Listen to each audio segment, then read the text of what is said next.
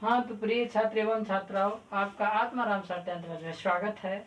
और आपको मैं अब ये प्रश्नावली 2.2 का क्वेश्चन नंबर ये पहले का दूसरा आपको हम समझा रहे हैं। फर्स्ट पार्ट इसके पहले वीडियो में लगा चुके हैं और देखेंगे बड़ा ही क्या है। शून्यांक ज्ञात कीजिए और शून्यांकों तथा गुणांकों के बीच की सत्यता को जांच कीजिए। तो हम इसको लगा रहे हैं, अभी ये वाला है, तो यहाँ हम इसको कर रहे हैं हल।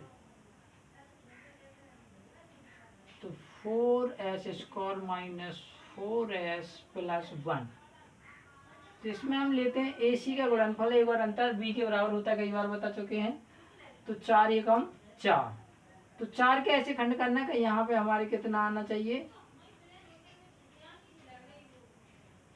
यहाँ पे 4 आना चाहिए। तो यानी 4 एकम 4, तो 4 के ऐसे खंड करेंगे, गुणा करने पर 4 आते हैं और योग अंतर करने पर भी 4 आना चाहिए। तो 2 दूनी 4, तो हम यहाँ पे करेंगे 4s² minus 2s minus 2s और प्लस 1, ठीक है ना।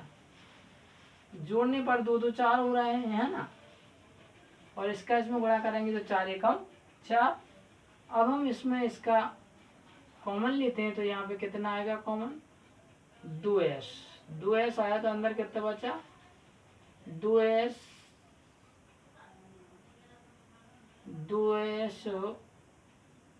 माइनस 1।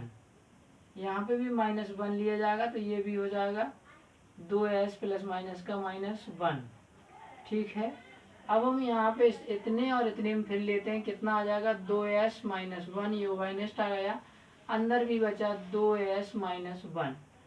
ध्यान रहे ये अंक लिखे हुए हैं और ये लिखा हुआ है s। क्या लिखा हुआ है, s। ये अपनी s बनी हुई है, क्या बनी हुई है अपनी s। ना तो समझो कि 25 नहीं है, ये अपनी s लिखी हुई है, ठीक है। तो अब हम इनको जब 0 करते हैं तो हमारा आएगा 2s माइनस 1 बराबर 0। तो 2s बराबर 1, तो s बराबर 1/2। इसी प्रकार 2s माइनस 1 बराबर 0, तो 2s बराबर 1, तो s बराबर 1/2। तो इनके जो शून्यांक हैं, शून्यांक वो 1/2 और 1/2। अब हमें देखना है कि इनकी गुणांकों की सत्यता की जांच करना है, तो हम लेते हैं alpha plus beta minus b/a। तो -b/a, तो कितना होगा माइनस, तो ये है ही, और माइनस का 4 अंदर है, और ये नीचे आया 4, तो ये माइनस माइनस प्लस हो जाएगा, तो ये कितना आया 1 अल्फा इंटू बीटा, तो ये होता है c/a।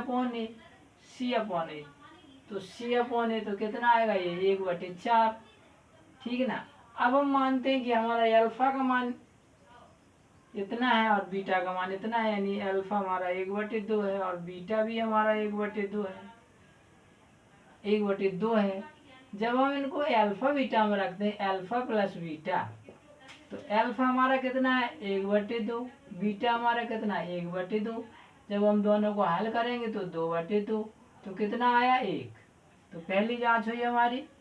अब हम दूसरा देखते हैं अल्फा इंटू बीटा, तो अल्फा इंटू बीटा 1/2 गुणित 1/2, तो ये भी तुम्हारा हुआ 1/4। तो ये हमारी दूसरी जांच हुई है। Thank you. वीडियो को पाने के लिए लाइक करना और सब्सक्राइब करना ना भूलें। लाइक करना बहुत ही ज़रूरी है, जिससे हमारा भी मनोबल आगे बढ़ता है और मैं कार्य को सुचारू रूप से करता हूँ। Thank you.